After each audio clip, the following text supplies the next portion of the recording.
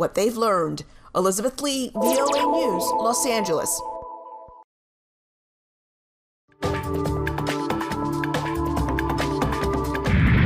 دنگ دانا زویا هەڵبژارتنی نیڤدەمدا سەرۆک بایدن دەنگی خۆدا. تەڤیگەفên نۆبەدارên شۆڕەشا ئیسلامی خەڵکی ئیرانê گورد dibin navcadan. û sibehî cejna Halloweenê ew Amerîkî demam ku kincin bi tirs û sem li ber dikin.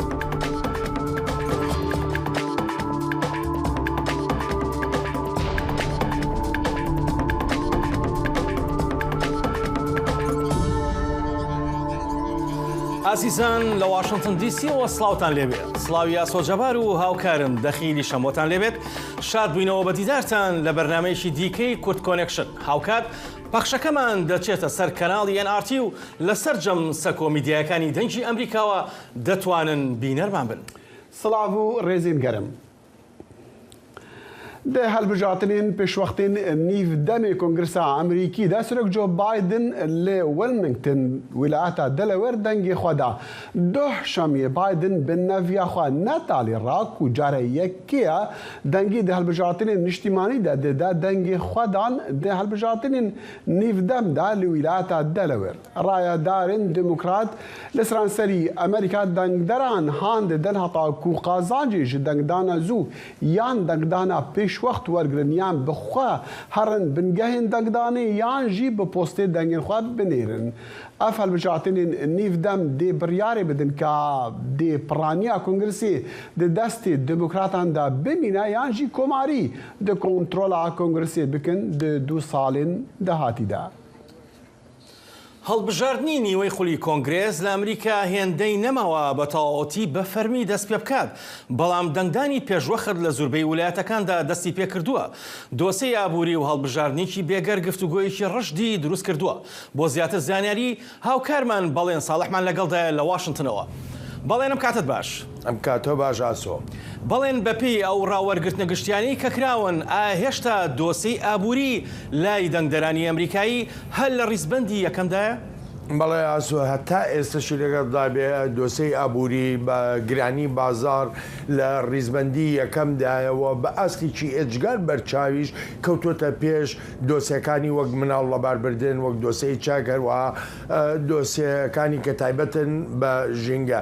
هەر بۆیە دەبینین لە تەواوی هەڵمەتەکانی هەڵبژاردندا کۆماریەکان جەختێکی ئێجگار گەورە لە دۆسەی ئابووری و دارایی و گرانی دەکەنەوە لە کاتێکا دیموکراتەکان بە ئەندازەیەکی زۆر کەم ینی ئەگەر بۆشیان بلوێت تەنانەت باز لەو دۆسەی گرانیە ناکەن. گرانیەکە لە ئێستای ئەمریکادا بەپێی ئەو ڕاپۆرتانەی کە لە مانگی نوێی ڕابردوودا بڵاو کراونەتەوە ئاستی گرانی بە ڕێژەی لە سەدا 8% بەرز بۆتەوە. ئەمەش کاریگەریەکی ئێجگار نەرێنی کردوێتە سەر گیرفانی هاوڵاتیانی ئەمریکایی و دەنگدەرانی ئەمریکایی. ئاسۆ بەپێی ڕای زۆرێک لە چاودێر ئاماژە بەوە دەکەن تەنانەت ئەوانەی کە لە ئێستادا تەمەنیان گەیشتۆتە 50 ساڵ هەتا ئێستا گرانی لەم شێوەیان لە ئەمریکادا نەبینیوە، ینی بەرزبوونەوەی نرخ بە شێوەیەکە کە چاوەڕوان نەکراو بووە. بۆ نمونە ئۆتۆمبیلی کۆن ئەگەر بچیت بتەوێت ئۆتۆمبیلێکی بەکارهاتوو بکڕی دەڵێ نرخەکەی بە ڕێژەی لە 137 بەرز بۆتەوە. ئەمە بێلەوەی لە بازاڕەکانی خواردەمەنیدا بۆ خواردنی ڕۆژانە لە ڕێستۆرانتەکاندا نرخ بە شێوەیەکی ئەجگار گەورە بەرز بۆتەوە و گەیشتوتە ئەوەی کە هەموو شتێک لە نزیکەی 111 بۆ 115 گرام بوو بێ. بێگومان ئەمەش گرنگە بەلای دەنگدەری ئەمریکیەوە. بەڵێ هەڵبەت جۆ بایدن سەرۆکی ئەمریکا ئاماژەی بەوە کرد کە هەڵبژاردنەکانی ئەم ساڵی متێرم چارە نووساز دەبێت. دەمێ بزانم سەرۆک بایدن لەسەر چ بنچینەیەک وها دەڵێت؟ پێدەچێت زیاتر ئەمە پەیوەندی هەبێ بەو دابەشبوونی کە لە ناو ئەمریکادا هەیە لە نێوان کۆماریەکان و هەروەها دیموکراتەکاندا بە تایبەتی کە لە هەنگرانی سەرۆکی پێشووی ئەمریکا دۆناڵد ترامپ جەختێکی ئێجگار زۆر دەکەنەوە هەتا ئێستش لەوەی کە لە هەڵبژاردننی سەرۆکایەتی ساڵی 2020دا فێڵ و تەڵەکە و ساختەکاری کراوە. دیموکراتەکان ئێجگار بەلایەنەوە گرنگە کە بتوانن لەم هەڵبژاردنەدا سەرکەوتن بە دەستبێنن ژمارەی کورسیەکانیان لە ئەنجومەنی نوێنەراندا زیاد بکەن لە ناو فەرمانڕەوای ستانەکانی ئەمریکادا کە 36 ستان هەڵبژاردن بۆ فەرمانڕەوایەکانی خۆی دەکا دەیانوێت دەنگێکی زیاتر بە دەستبێن و ژمارەکەیان زیاتر بێ بە هەمان شێوە لەو یەک لە سەرسەی کە بۆ سیناتی ئەمریکاش دەکرێت. سەرکەوتنی دیموکراتەکان لێرەدا بۆ مانایە ڕەتکردنەوەی هەموو ئەو جۆرە وروژانانەیە کە لەلایەن لە هەنگرەکانی ترامپ و لەلایەن بەشێک لە کۆماریەکانەوە دەکرێت سەبارەت بە هەڵبژاردنەکەی سەرۆکایەتی ساڵی 2020. بەڵام ئەوەی جێی سەرنجیشە لە زۆربەی ڕاوەرگرتنە گشتیەکاندا ئاماژە بەوە دەکرێت کە هێشتا کۆماریەکان لە پێشن بەڵام وەکو زۆرێک لە شیکەرەوەکانی تایبەت بە هەڵبژاردن ئاماژەی پێدەکەن مەرج نییە ئەگەر بێت و کۆماریەکانیش هەڵبژاردن ببنەوە بەو مانایە بێت کە بەڵێ ساختەکاری کراوە لە هەڵبژاردنەکەی 2020 سەرۆکایەتی ئەمریکادا چونکە ئەوەیان وەکو دەڵێن دۆسەیەکە تەواو جیاوازە و بابەتێکیشە ناکرێ بیبەستینەوە بەم هەڵبژاردنەی میدتێرمەوە. بەڵێن دواپرسیارم لەسەر دەنگدەرانی سەربەخۆ دەبێت. لەم هەڵبژاردنەدا دواترین زانیاریەکان چین؟ بەپێی زۆرێک لە ڕاوەرگرتنە گشتیەکان بە تایبەتی ئەو ڕاوەرگرتنانەی کە متمانەیان پێدەچێت بە ئاستێکی کەم کۆماریەکان لە ناو دەنگدەرانی سەربەخۆدا لە پێش بن.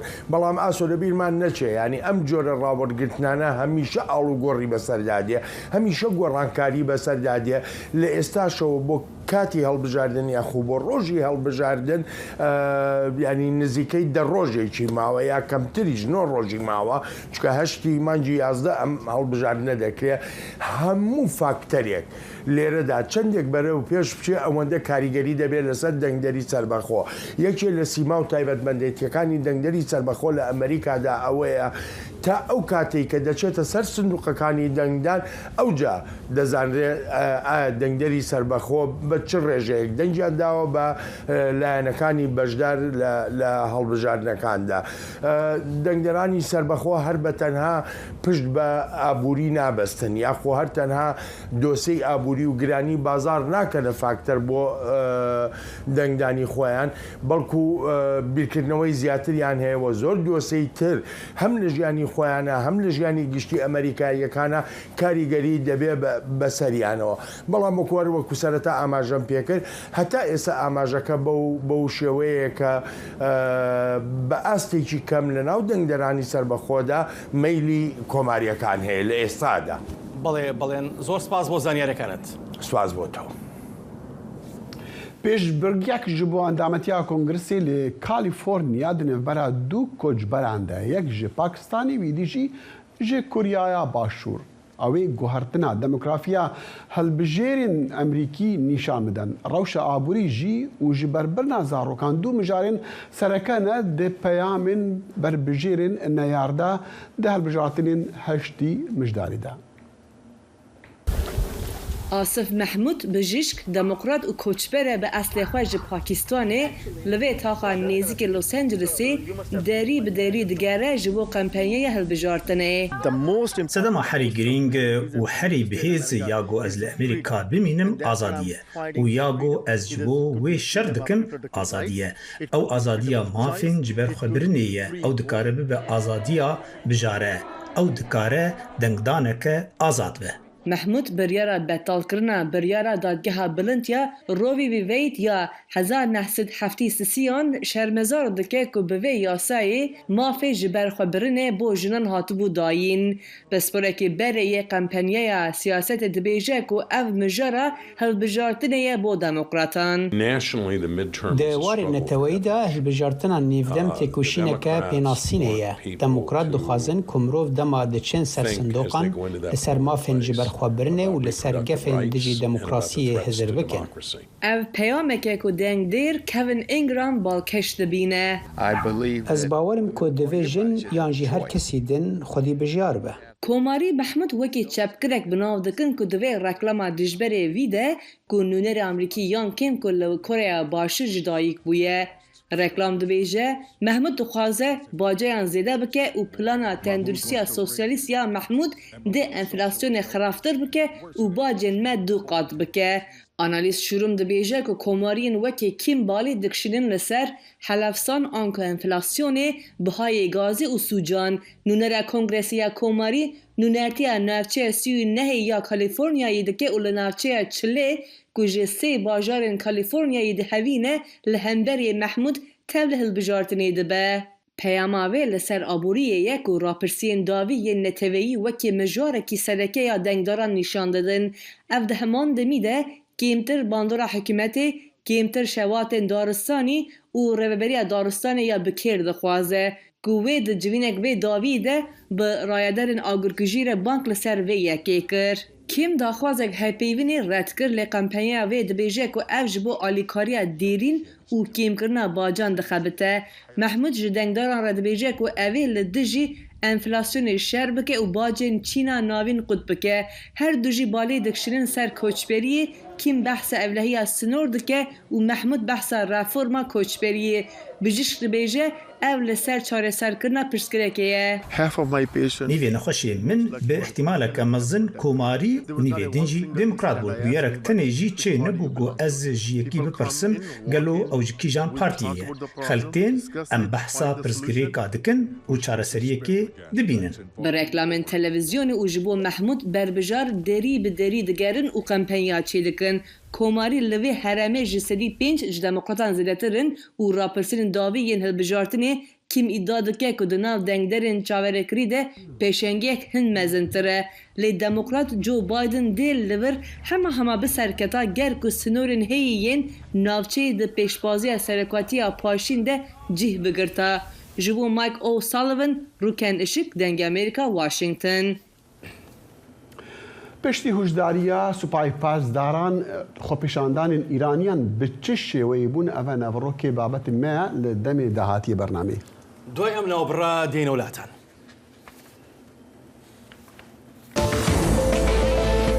دنگ امریکا جافکانی گاپ باوریان و چاو آگاهیان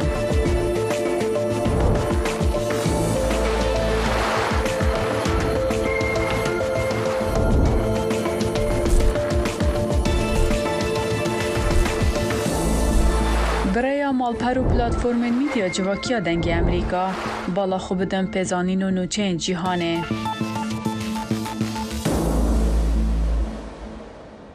جاستن ترودو سەرۆکوەزیرانی کەنەدا بەشداری کرد لە ڕێپێوانێکی چالاکوانان کە ناڕەزایەتیان دەردەبڕی بەرامبەر بە کۆماری ئیسلامی ئێران و کوشتنی ژینە ئەمینی و هاوکات کوشتنی چەندین هاوڵاتیانی دیکە لە وڵاتەدا.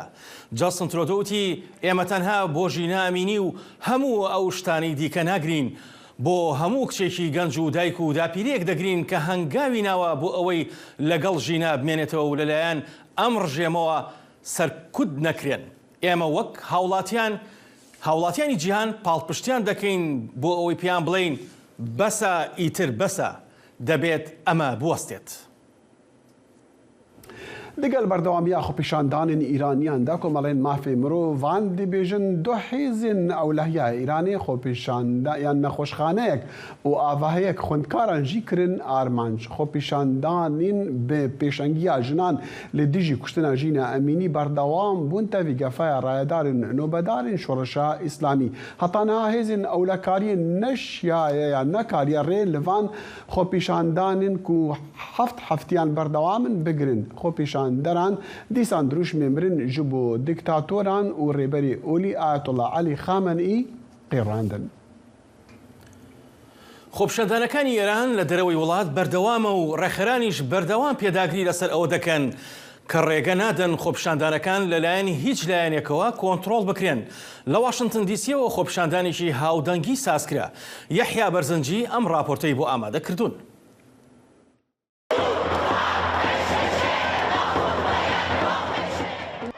ناڕەزایەتی و هوتافەکانی ئێرانەکانی دەفەری واشنگتن لە شەقامێکی تەنیش کۆشکی سپی هاوپشتی دەنگەکانی خەڵکی نیشتیمانەکەیانن کە هێشتا لە ساتاسەری ئێران بەردەوامە سەرڕای زەبوزەنگی ژێوی ئێرانی. خەڵق لە سەرتاسەری ئەمریکا و ئەوروپا ئازادیان هەیە و پێویستیش ناکات گیانیان لە پێناودا ببەخشن. بەداخەوە خەڵق لە ئێران ئەو نرخەی بۆ ئازادی دەدەن ژیانی خۆیانە. بەردەوامی و بەرفراوانی خۆپیشاندانەکانی واشنگتن دەشێ ببێتە دەنجێکی گەرم وەک دڵیان بەستەڵەکی سیاست بتوێنێتەوە تەنها دەخوازێ ئەمریکا و وڵاتانی دی لە پشت دەنجی هەغوێژی ئەوانەوە بن.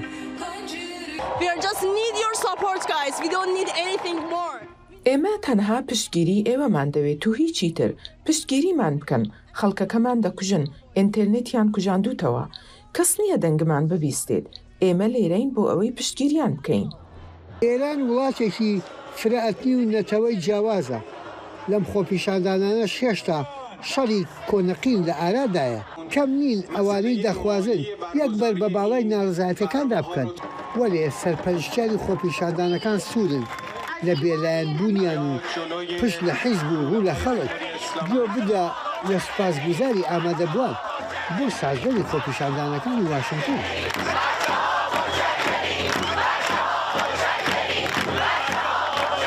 عکس‌های کشته شدگان رو بیارن. وێنەی کوژراوەکان بێنن وێنەی ئەو پاڵەوانانەی لە ئێرانن. ئەگەر ئەمڕۆ من دروشم و وێنەی حزبێک بڵاو بکەمەوە سبەینی حزبی تریش دێن دەربارەی کۆبوونەوەکانی ئێمە بۆ دەربڕینی پشتیوانی بۆ خەڵک خۆ ئێرە پێشبڕکێی هەڵبژاردننی حزبەکان نییە.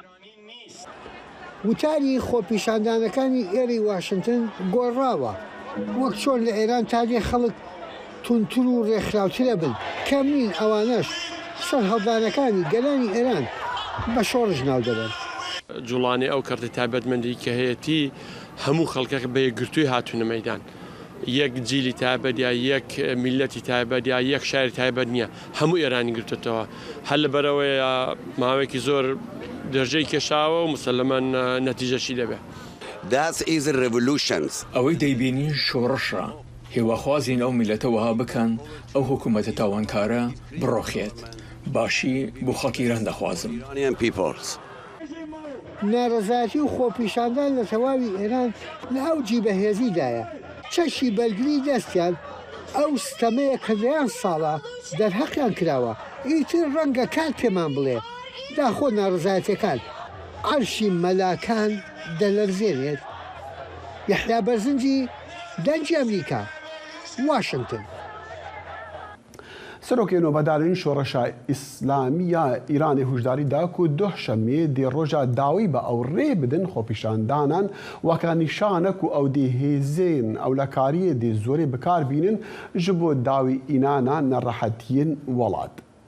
دە پەیامێکی هەری تون داژ دەمێ دەستپێکردنا خۆپیشاندانان حوسین سەلامی قومانداری هێزی نۆبەداری شۆڕەشە ئیسلامی گوت نەکەونە ناوجادەیان ئۆلدارین ڕایەدارین ئیرانی گازن داهاندانە وان نەڕەحەتیان دێخستۆی نەیارین بیانین وەکە ئیسرائیل و ئەمریکا کۆمەڵێن مافی مرۆڤانژی دەبێژن لە باژارێ سەقزی هێزین ئەولەکاریە تەقا لە خوێندەکارین کچ کرد و هەروەسا تەقا لە خوێندکارین زانکۆیا کوردستانی ژی لە سنە. تەوی گەفن ڕایەدارین و بەدارین شۆڕەشە ئیسلامیک و ئیدیڕێ نادن خۆپیشاندانان لە ئیرۆ لە چەند باژارێن ئیرانی خۆپیشاندان لە دژی حکومەتی هاتنکردن و دیسان خۆپیشاندانان دروشمێن دژی مەلایەن ئۆلدارن و دەسەڵاتداران قیراندن گەل و پشتی وان گەفان شێوەی وان خۆپیشاندانان چاوا بوو بمەڕە سۆران خاتری جێ هەولێری ڕاستەخۆ کاکسۆران کاتت باش وەڵامی خەڵک ئەمڕۆ بۆ هەڕەشەکانی حوسین سەلامی چۆن بوون؟ دەخی یەک ڕۆژ پاش هەڕەشەکانی حوسێن سەلامی ئەمڕۆ دیسان خۆپیشاندانەکان لە شارە کوردیەکان و هەروەها زۆربەی زانکۆکانی ناو ئێران بەردەوام بوو. لە سنە بەشێک لە خوێندکارانی چەند پەیمانگە و مەکتەبێک هەروە زانکۆی سنە هاتنە سەر شەقام، نەتەنیا ناو زانکۆکان یا مەکتەبەکان بەڵکو هاتنە سەر شەقام و دژی کۆماری ئیسلامی و ڕێبەری کۆماری ئیسلامی عەلی خامنەی دروشمیاندا. خوێندکارانی سنە بە تایبەت دروشمیاندا و داوایان لەو خوێندکارانەی دیکە کرد کە تا ئێستا پێویست نەبوون بە خۆپیشاندانەوە بێنە ناو خۆپیشاندان و هەڵوێستیان هەبێ. ئەوان هەروە دروشمێکی تایبەتیشیاندا کە ئەوەی کە ئەگوزەرێ لە ئێستادا لە ئێران چیدی خۆپیشاندان نەماوە چوەتە چوارچێوەی شۆڕشێکەوە. چەند مەکتەبی دیکەش لە شارەکانی دیکەی کورد وەکو سەقفز و ئەوانەیش خۆپیشاندانیان کرد تەڵەبەکانیان. خوێندکارانی ئەمە لە کاتێکا لە سەقفز و مەریوانیش هەندێک راپۆرت بڵاو بووتەوە کە ئەمڕۆ خۆپیشاندان کراوە، بەڵام بەهۆی پشڕانی ئینتەرنێتەوە هەواڵەکان زۆر کەم دەگا بە دەرەوە. لە چەند شارێکی دیکەش هەروەها وەکو ئاودانانی ئیلام و چەند شارێکی دیکەش مانگرتن کرا و خەڵک زۆربەی دوکان و بازاڕیان داخستووە. ئەمە شارە کوردیەکان بوو لە ناو ئێرانی شارە خۆپیشاندانەکان بەردەوام بوو بە تایبەت لە زانکۆکان، مەسەڵەن زانکۆی تاران، زانکۆی شیراز، مەشهەد، هەزوێن، عێراق و چەند زانکۆیەکی دیکە خوێندکاران هاتنە ناو حوشەی زانکۆکان و دژی کۆماری ئیسلامی و ڕێبەرانیان دروشمیاندا. ئەوەی تا ئێستا باس بەڵێ کاکە سۆران دەوتری کە چەندێک لە مامۆستایانی ئاینی پشتیوانی لە خۆپیشاندنەکان دەکەن. ئەمە چەندی هاندەرە بۆ ئەوەی ئەم خۆپیشاندانان زیاتر بن، بەهێزتر بن؟ مامۆستایانی ئاینی نزیکەی 2 هەفتە پێش بەیاننامەیەکان بەڵاو کردەوە و نزیکەی 200 کەس لە مامۆستایانی ئاینی داوایان کرد کە خەڵک بەردەوام بن لە خۆپیشاندان و پاڵپشتی خۆشیان بۆ خۆپیشاندانان دەربڕی. ئەو 200 کەسە هەتا دێ زیاتر دەبێت. ئێستا گەیشتوتە نزیکەی 350 کەس. ئەوە تایبەت بە بەیاننامەکە نەبووە لە پرسە یا بەخاک سپاردنی ئەو کەسانێک کە لە خۆپیشاندانە گیانیان بەختکردووەتانات مامۆستایانی ئاینیش پاڵپشتی خەڵکیان کردووە و داوایان لە حکوومەت کردووە کە چی دیکە خەڵک نەکوژێت و خەڵک سەرکوت نەکات. ئەوە بە تایبەت شارە کوردیەکان نییە، لە زاهدان و لە پارێزگای گورگانیش کە بەشیان سۆنەن مامۆستایانی ئاینی پشتیوانیان لە خەڵک و خۆپیشاندانی خەڵک کردووە. بەڵێ کاکسۆران بیستمانە کە شەڕ لە بلوچستانیان لە چەند شوێنێکی تر بووە و پەلاماری بنکەکانی بەسیج دەدەن خەڵک یان چەکداران. چی نوێی هەیە لەم بارەوە؟ ئەوەی کە هەیە لە هەفتەی ڕابردوودا خۆپیشاندەران دەستیان کردووە بە هێرشکردنە سەر بنکەکانی بەسیج لە چەند شار، لە تاران کراوە، لە سنە کراوە، لە بەلوچستان، لە شیراز کراوە. ئەوەی بەلوچستان دوێنێ شەوکرا کە گروپێک هەیە بە ناوی جێش العەدل کە بەرپرسیارەتی خۆی ڕاگەیاندووە و توێ هێرشمی کردووە سەر چەند بنکێکی پۆلیس. تا ئێستا نەزانراوە چەند کەس لەو هێرشە کوژراون یا بریندار بوون، بەڵام ئەو خۆپیشاندانان دوێنێ شەو لە پیرانشار و لە مەهابادیش ڕوویداوە. دەگوترێ چەند کەسێکی کورد کە سەر بە سوپای پاسداران بریندار بوون و خۆپیشاندەران هێرشیان کردوتە سەر بنکەکانی بەسیج و هەروە ماڵی ئەو کەسانەی کە سەر بە سوپای پاسداران. ئەویش هێشتا دیار نییە کە چەند کەس بریندار و کوژراوە، بەڵام راپۆرتەکان هەیە کە هێرش کراوەتە سەر ماڵی ئەو ئەندامە کوردانەی سوپای پاسداران. سۆران خاتری لە هەولێرەوە ڕاستەوخۆ لەگەڵمان بوو، زۆر زۆر سوپاس. کۆشکی سپی دەڵێت بەڕێوەبەرایەتیەکەی بایدن پشتگیری لە خەڵکی ئێران و مافی ناڕەزایەتی ئاشتی خوازانیان دەکات و ڕەنگە هاوکاری لە نێوان ئێران و رووسیادا هەبێت لە سەرکوتکردنی خۆپیشاندەرانی ئێراندا. زانیاری زیاتر لەم راپۆرتەدایە. ڕۆژی چوارشەمەی ڕابردوو بۆنەی چلەی مردنی ژینا ئەمینی تەمەن 22 ساڵان بوو. ئەو خانمە ئێرانی کە دوای دەست بەسەرکردنی لەلایەن پۆلیسی ئاکار بەهۆی ئەوەی گوایە حیجابی بە دروستی نەپۆشی بوو، دواتر ناوبراو لە نەخۆشخانە جانی سپارد. مەرگی ژینا ئەمینی بۆتە سمبولی ناڕەزایەکانی دژ بە حکومەتی تاران لە سەرانسەری ئێران و هەروەها ناڕەزایەکانی هاوسۆزی لە سەرانسەری جیهان وەک ئەمەی بەرلین و هەروەها ئەمەی شاری سەقز لە ئێران لەو گۆڕستان خاتوژینا بە خاک سپێردرا. سکرتێری ڕۆژنامەوانی کۆشکی سپی گوتی ڕەنگە رووسیا یارمەتی ئێران بدات بۆ سەرکوتکردنی ناڕەزایەکان. ئێمە نیگەرانی لەوەی کە مۆسکۆ ڕاوێژ و ئامۆژگاری پێشکەش بە ئێران بکات بۆ ئەوەی ئێران بە باشترین شێواز بتوانێت سەرکوتی ناڕەزایەکان بکات، هەروەها بۆ ئەوەی ئێران کەڵک لە ئەزمموی چڕی رووسیا لەمەەر دامرکاندنەوەی خۆپیشاندانە بێکۆتاکانی وڵات وەرگێت. شارەزایەک بە دەنگی ئەمریکای گوت زۆر پێدەچێت کە رووسیا پسپۆری و ئامۆژگاری پێشکەش بە ئێران بکات سەبارەت بەوەی کە بە چ شێوەیەک ئێران بتوانێت کۆنتترۆلی 6 هەفتەی ناڕزایەکانی وڵات بکات. هاساییە کە بگوترێت ڕژیمی ئێران شارەزایی لە هوەری سەرکوتکردن و گرتنەبەری ڕێکاری توندامێز بۆ دایان ساڵە هەبووە. بە دڵنیاییەوە ئەوان پێویستیان بە یارمەتی رووسیا نابێت، بەڵام بواری دیکان لەوانە ڕەنگە رووسیا بتوانێت یارمەتی ڕژیمی ئێران بدات بە تایبەت لە بواری تێکدان و پچڕاندنی ڕادست گەیشتنی ئێرانەکان بە خزمەتگوزاری وەک ئینتەرنێت و هەروەها ئامرازەکانی دیکەی پەیوەندیکردن. ئالێکس ڤاتانکا دەڵێت سەرۆکی رووسی ڤلادیمیر پوتین مێژوویەکی درێژی لەگەڵ ڕابەرانی باڵای ئێران هەبووە. بزانە کە ڤلادیمیر پوتین بۆ نزیەکەی 22 ساڵە ڕابەری باڵای ئێران ئایەتوڵا عەلی خامنەیی ناسێوە و پەیوەندی کارکردنیان لەگەڵ یەکتر هەبوو. هەروەها خامنەی بەڕادەیەک متمانی بە سەرۆکی رووسیا هەیە ئەوەی بەو هێندە لەگەڵ هیچ ڕابەرێکی دیکەی بیانی نیتی. خامنەیی پڕوای وایە کەمانەوەی کۆماری ئیسلامی زیاتر ئەگەری هەیە ئەگەر رووسیا پشتیوانی لەو ڕێژیمە بکات. ئەمریکا و بەریتانیا و یەکێتی ئەوروپا و هەروەها ئیسرائیل ئەوەیان پشتڕاست کردووە کە رووسیا فڕۆکەی درۆنی ئێرانی لە جۆری شاید 136 بەکارهێناوە بۆ هێرشکردن سەر خانوبەری هاوڵاتیان و ژێرخانی گرنگی مەدەنی ئۆکرانی. هاوکات مۆسکۆ نکۆلی دەکات لەوەی کە درۆنی دروستکراوی ئێرانی لە ئۆکرانیا بەکار بهێنێت بۆ سندی سین سمکۆ عەزیز دەنگی ئەمریکا. دەنگی ئەمریکا سەرچاوەی متمانە پێکراوی هەواڵ و زانیاری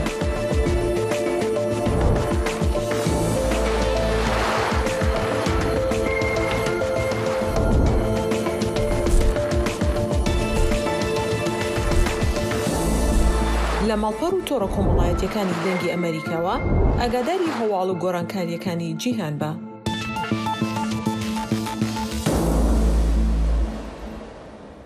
دێ تاقینا دوحشەمێدا لە ڕۆژهەڵاتە بەغدایê û li gora hejmarên jêderên ew li kariyê û yên tenduristî jî 10 kes hatine kuştin û bîstên dî jî birîndar bûne. Teqîn di geraceka nêzik stadyuma fotbolê û çayxaneyekê de qewmî bû û bibû sedemê teqîna tankerekî gazê jî.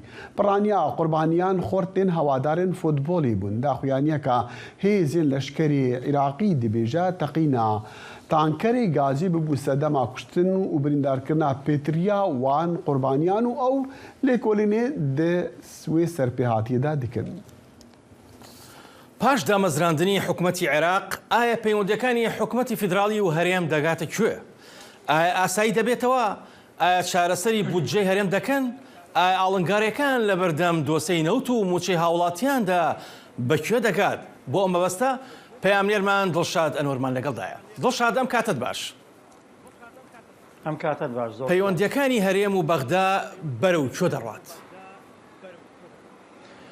ئاسۆ دیارە پەیوەندیەکانی نێوان هەرێم و بەغدا کۆمەڵێک دۆسیەی هەڵپەسێردراو لە نێوانیاندایە کە تاکو ئێستام دۆسیانە مای مشتومڕ و کێشن لە نێوان هەرێمی کوردستان و عێراقدا و چارەسەری ڕیشەییان بۆ نەدۆزراوەتەوە.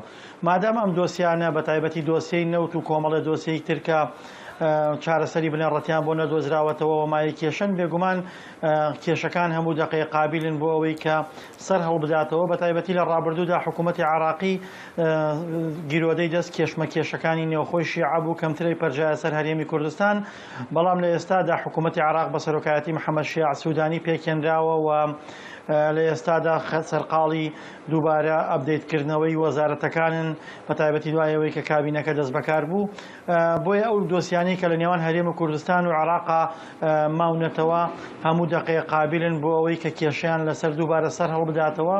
ئەمە لەلایەک ئەو دۆسیانە بە تایبەتی کە بڕیاری ڕوونی دادگای اتحادی هەیە لە سەبارەت بە نەوت و گازی هەرێمی کوردستانم بڕیارە ئەکرێ بڵێن دەستی حکوومەتی عێراقی بەستوتەوە بۆ چارەسەرکردنی کێشەیە لەگەڵ عێراقی لامەگەر یاسای نەوت و گاز لەلایەن پەرلەمانی عێراقەوە دەربچێتم کێشەیە تا ڕادەیەک ئەهوەن کاتەوە لە نێوان عێراق و هەرێمی کوردستانە. ئەمە لەلایەکی تریشەوە بێگومان ڕوونە کە شەقامی عراقی با بڵێن جۆرێک لە حساسیەت هەیە بەرامبەر بە هەرێمی کوردستان و هێزە شیعەکان هێندە دۆسیەکانیان خزاندووەتە مل هەرێمی کوردستانە ئەکرێ بڵێن یەکێک لەو کێشانەی کە هەمیشە هێزە شیعەکان ئەیانەوێت کە کێشەکان لە نێو ماڵی خۆیان بەرنە دەرەوە و تەحویلی دەرەوەی بکەن کێشەکان لەگەڵ هەرێمی کوردستان زیندووەکەنەوە بۆیە هێزە شیعەکان هەموو کاتێک پێویستیان بەوەیە کە لە حاڵەتێکە ئەگەر ناوخۆی عراقی ناڕزایەتی هەبوو بۆی چاوی شەقامی عراقی بگوازنەوە بە ئاراستەی دەرەوە پێویستیان بە زیندووکردنەوەی ئەم ناکۆکیانە هەیە لەگەڵ هەرێمی کوردستانە هەموو ئەمانەوە کاتەکە ڕەنگە لە تەمەنی کورتی حکوومەتەکەی محەممەد شیع سوودانیا جارێکی تر ئەم ملولانی و ناکۆکیانە لە نێوان هەرێمی کوردستان و عراقا سەر هەڵبدەنەوە وەکەوەی کە ئاماژەم پێکرد و کارەکە شێوەیە کە تاکو ئێستا چارەسەری ڕیشەیی بۆم کێشانە نەدۆزراوەتەوە. بەڵێ دڵشاد هەڵبەت سوودانی سەرقاڵی پێگەێنانی حکومەتە پلانەکانی چین بۆ بەڕێوەبردنی تەواوی عێراق وەکو لە هەنگاوەکانی محەممەد شیع سوودانیە هەنگاوە سەرەتایەکانی ئەم چەند ڕۆژەی کە دەست بەکار بۆ دەرەکەوێت کە محەممەد شیع سوودانی ئەوێت لە ڕێگەی وروژاندنی دژایەتیکردنی گەندەڵیەوە و لە ڕێگەی ناچارکردنی وەزیرەکانیەوە بۆ ئەوەی کە بە فۆرم سامان و مڵک و سامانەکانیان بۆ دەستەی نەزایی عراقی ئاشکرا بکەن و بە بانگەشەکانی شێوە دیارە محەممەد شیع سوودانی ئەوێت ئەو بێمتمانەیی کە باڵی بەسەر عراقدا داپۆشیوە بە شێوەیەک لە شێوەکان متمانە بۆ عراقیەکان بگەڕێنێتەوە لە ڕێگەی هەم بانگەشەی دژایەتیکردنی گەندەڵی و هەم فشار خستنە سەر وەزیرەکانی بۆی مڵک و سامانی خۆیان ئاشکرا بکەن هەموو ئەمانەوە کاتەکە با بڵێن سوودانی هەوڵی دروستکردنی متمانە بدا بەڵام لەگەڵەوەشدا لەمپەری گەورە لە بەردەم حکوومەتەکەی سوودانیایە بە تایبەتی کە دنیای گروپ لە عراقا هەیە هەمووی خاوەنی ئەجەندای جیاوازن هەمویان پێویستیان بە پارە هەیە پێویستیان بە بوجە هەیە پێویستیان بە بەکارێنانی سامانی عراقی هەیە بۆ درێژەدان بە تەمەنی مانەوە و تەمەنی خۆیان و پێویستیان بەوە هەیە کە سوود لە بەکارێنانی هێز و دەسەڵات و بودجەی عراق وەربگرن بۆ بەهێزکردنی پێگەی خۆیان بۆیە سەرباریەوەی کە محەممەد شیع سوودانی بە دژایەتیکردنی گەندەڵی دەست بەکار بووە و بانگەشەکانی بۆەوە دەست پێ کردووە بەڵام لەگەڵەوەشدا لەمپەرەکانی بەردەمی کەم نین ئاستەنگەکانی بەردەمی کەم نین چونکە هەموو ئەو گروپانەی کە پشتگیری محەممەد شیع سوودانیان کردووە بۆ حکوومەتی نوێی عراق هەمویان پێویستیان بە بەکارێنانی مڵک و سامانی عراقی هەیە بۆ ئەوەی درێژە بە خۆیان بدەن وەک ئاشکراشەکە شیع سوودانی خۆی تەنها کورسیەکی هێناوە ئەوەی کە وای کرد ببێتە سەرۆکی حکوومەتی داهاتووی عراق پاڵپشتیکردنی ئەوانە بۆیە ئەتوان ئەوان ئاستەنگ بۆ سوودانی دروست بکەن. بەڵێ دوایین پرسیارە دڵشاد هەڵبەت بەپێی راپۆرتە نێودەوڵەتیەکان عێراق یەکێکە لە وڵاتانی کە گەندەڵێکی زۆری تایە بە هەرێمی کوردستانیشەوە ئایا حکوومەتی تازەی عێراق دەتوانێت چی بکات بۆ ئەوەی گەندەڵێکی 15 ساڵ زیاتر بنبڕکە یان هێوری کاتەوە؟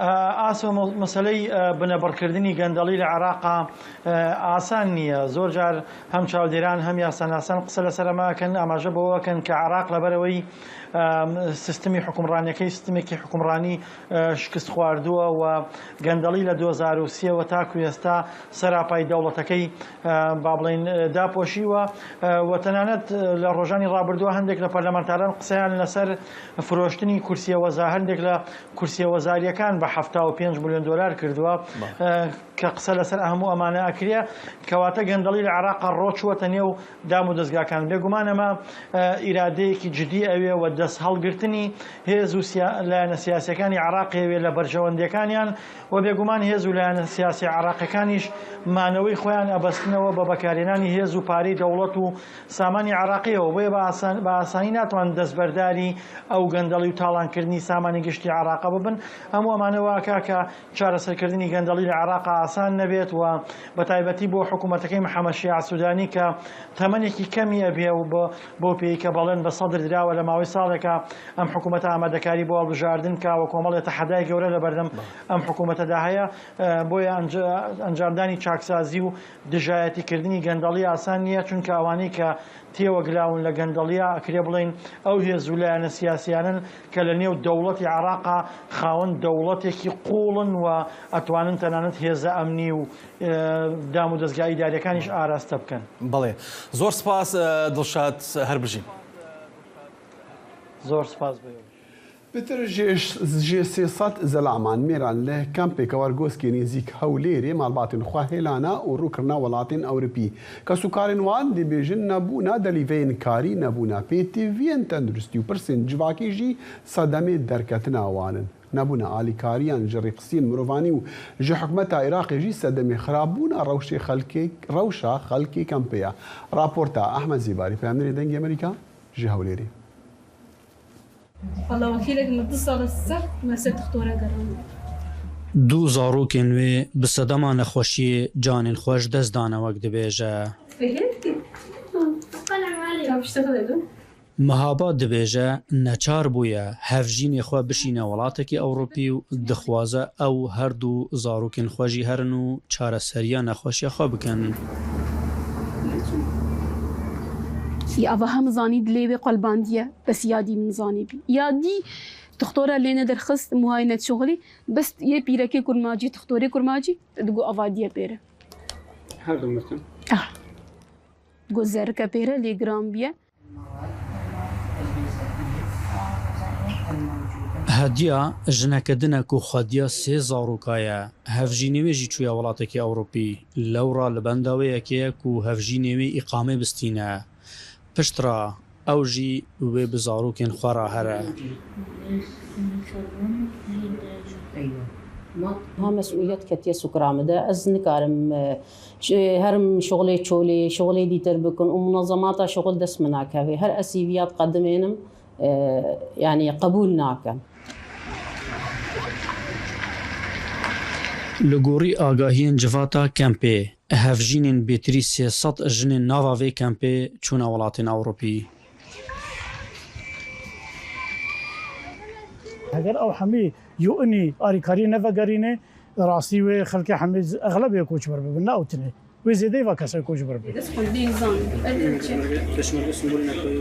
ترسا مهاباد اوه اف زاروکی وی نخوشی جان خوش دست بده لورا همو هیویاوی اوه بگه ولاتکی اوروپی و صدم مرنا زاروکین خواه بزانه بس يدي وقت مع عملي كلي بس يدي أنا بقى خدش بمن دالي خوازي هرم بس از دخوازيام أو از بزانم نخوشيا واتشي وبد مرن أجوافي مناكم ومع علاجها في دنابي أري خدش بود خوازم هرم از يعني أتشتكيش خوافيمكم زاروك نيدي تشي بين مع علاجها في دي بي لگوری آگاهیان صدمن چونا پنابران جبو دروی هرما کردستان و عراقی نبونا درفتن کارو آلیکارین تندرستیه وقت پیوستو هر وها پرزگریکن آبوری و کمبونا آلیکارین ریخستین ناف نتوی و نبونا آلیکارین حکومت عراقیه احمد زباری دنگی امریکا کمپا گورگوسک سنوری پارزگاه هولره بەشێک لە قوربانیانی شەڕی داعش لە مووسڵ بەهۆی نەبوونی هەلی کارەوە بەناچاری کاری مەترسیدار دەکەن وەلی دێشەکە لەو قوربانیانەی کە ڕۆژانە لە مووسڵی کۆن دەبە و شوشە و ئاسن کۆ دەکاتەوە بۆ فرۆشتن و دابینکردنی بژێوی ژیانی خۆی ولید گەنجێکی باژارێ مووسڵەیە ڕۆژانە ئەو بە عەرەبانەخوا لە قوتۆیان شەربەتێ و پارچێن ئاسنی دیگەڕیتنداک و بفرۆشیت و پێداویستیان ماڵاخوا پێدا بینکەتن ئەو ژە دەمجمێر هەشتی سپێدێ دیگەڕیتن و هەتا ڕۆژ ئاوات بیتیە بەردەوامە و بهێنڤەدان یان ڕۆژانên ئەینی لە جەم وەلیدی نینە از کریچیم و روزانه قوتی و پرچین السن کوم دکم لجه آویتنا گلیشه از دخوازم بیجم گوج سردما داعشی حتی نها از وی کاری دکم وی گەنجی شەڕێ ئازادکردنا مووسڵێدا ji destên çekdarên Daeş bab û birayekê xwe ji dest dayîne û heta nûke muamelên wan bi rêve nebirîne da ku wekû şehîd bihêne tomarkirin û moçê wan werbigirît باوی من کری کار بو لی کارگاها آری به ناوی کارگاها حدبا کتنبر ایریش فروکان و هاتن کشتن اگری سرکی یه داعش بو طيارة من بربط مسبب لسبب داعش وتريد فلوس المعاملات كثيرة والله ما عندنا معاملات بدیوی بپرانه و مپرانینن ایرو ولید تنی به 3000 دینار کار کریه و نها مرش که به 8000 دینارم به قرض کری براستی مپرانینن کو ام معاملیان ریوه ببن.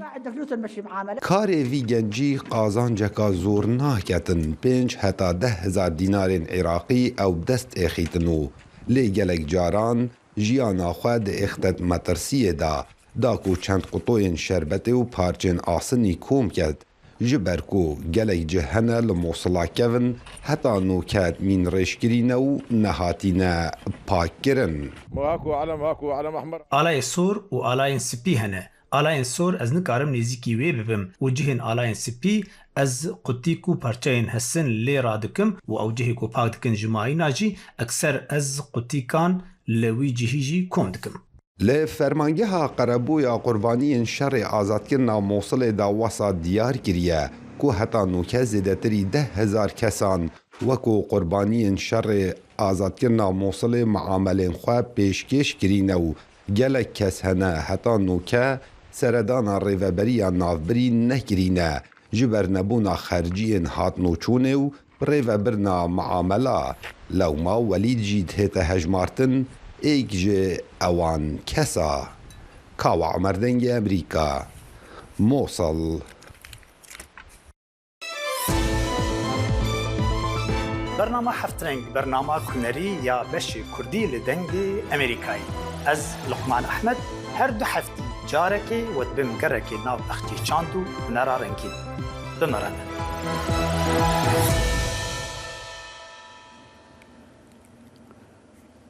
سەرۆکی تورکیا ڕەجەب تایب ئەردۆغان دتناخوا ji Tirkiyaya sed salên dahatî re xweya dike û soza guhartinên maka Zagonê dide ku bi gotina wî dê maf û azadiyên yên hevwelatiyan dabîn bike. Gelo ew guhartin dê çi bin? Çima Serok Erdogan û AK Partî niha wan guhartinan pêşniyaz dikin û layenên opozisyonê çi dibêjin? Eyûb Demîr peyamnên dengê Amerîka li Enkerê niha rastevxwe bi me re Eyûb demê te baş. Yani ev guhartinên niha pêşniyazkirî çi ne? Em çi ji wan dizanin?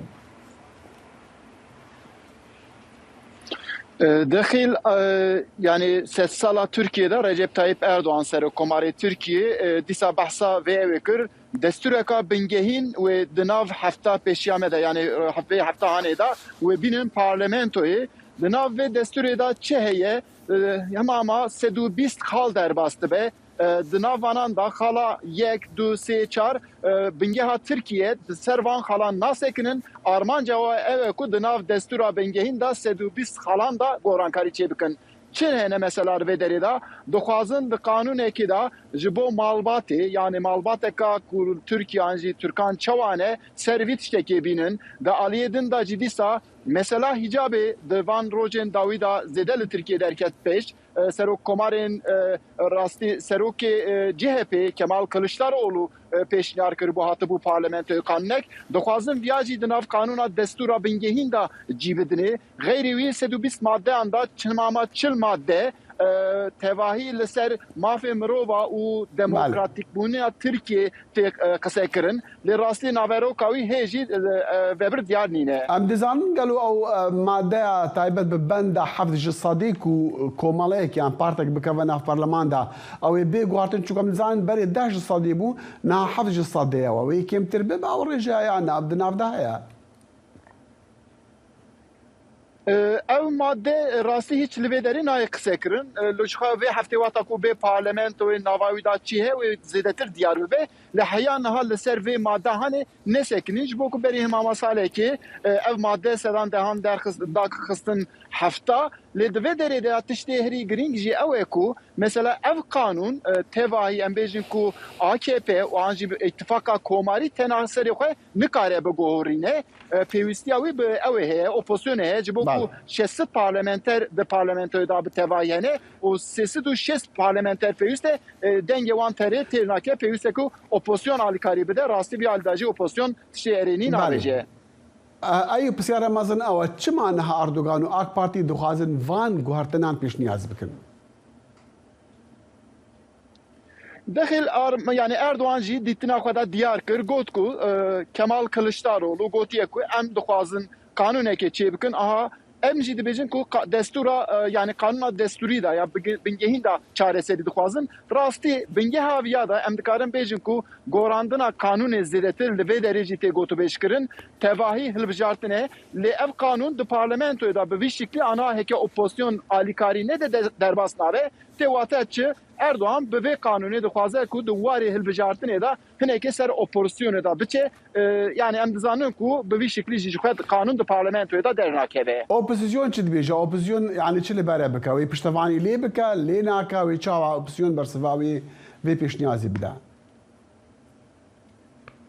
Bersiva ve ew serokê CHP Kemal Kılıçdaroğlu li New Yorkê rastî dabû Erdoğan gotibû ku tu ji xwe armanca te ew nîne ku tu tiştan bigorînî tu dixwazî ku tiştekî din bikî em jî ji bo vê kanûna ku tu dibêjî em ê kanûna destûra bingehîn em dibêjin na yani Kılıçdaroğlu ev bersiv dabû lê şeş partî yani mêza şeşkolî jî rastî vî alî da tiştekî erênî nabêje an jî vê kanûnê pesend nakin. Kurd çi dibêjin Eyûb? Vallahi divek ev da yani Kürtçi mesela HDP be hin kesin bin dibêjin ku yani divê tiştê ku Erdoğan'a bahs dike ji xwe madde ku derbastı bin jî an jî servana jî disekirin navê Kurda tê da tune ser Kurdan tiştek daxwazek an jî vekirinek tiştekî ku di nav kanûnê da cî bigirin nîne ji bo jî Kurd dibêjin ku ev kanûna hanê destûra bingehîn ji bo Kurdan hiç tiştekê nav xwe da nehewîne. Eyûb Debîr Peyamînê dengê Amerîka ji Enkerê rastexwe bi me re bû gelekî spas.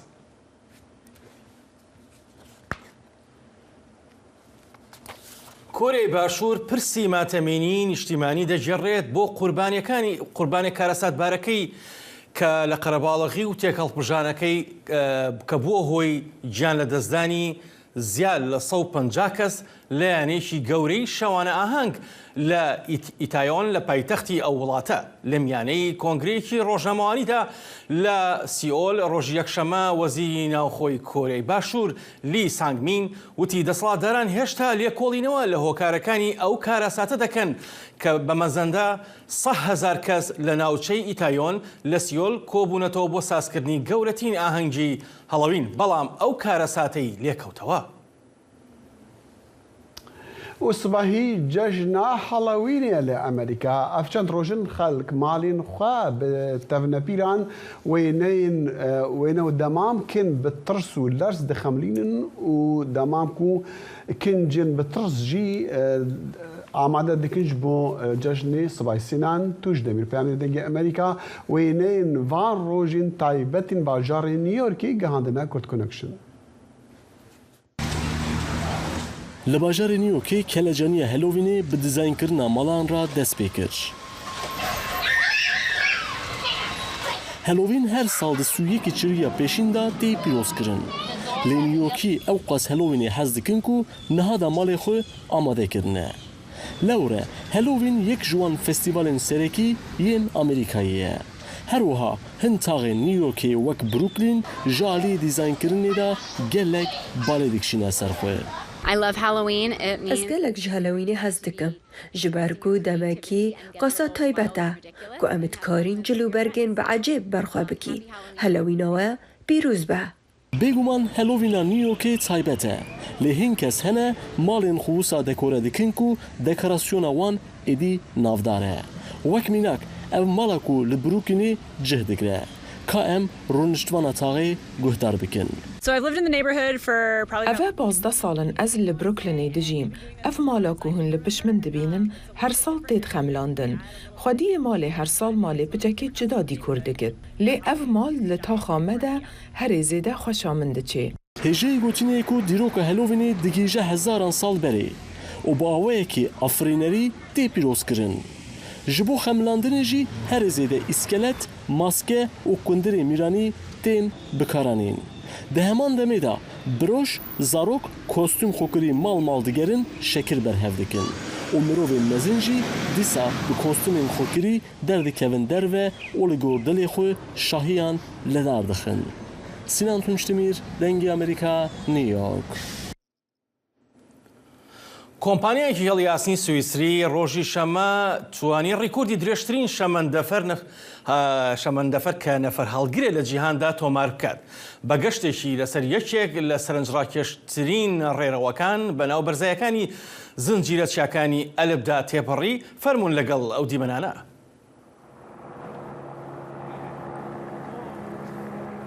کۆمپانیای هێڵی ئاسنی ئەو شەمەندەفەرە کە درێژەکەی 1.9 کیلۆمەترە ڕاهێنەرکاری تیادا دەکەن. ئەو هێڵی شەمەندەفەرە لە ساڵی 2010دا وەک میراتی جیهان لە یونسکۆ دەستنیشان کراوە و بە 22 تونێلدا تێدەپەڕێکە هەندێکیان بە ناو شاخەکاندا دەسوڕێنەوە و بەسەر 48 پردا تێدەپەڕن. ئەم شەمەندەفەرە یەکێکە لە داهێنانەکانی ئەندازیارانی سویسرا و ئاهەنگگێڕان بە بۆنەی 175 ساڵی هێڵی ئاسنی سویسراوە.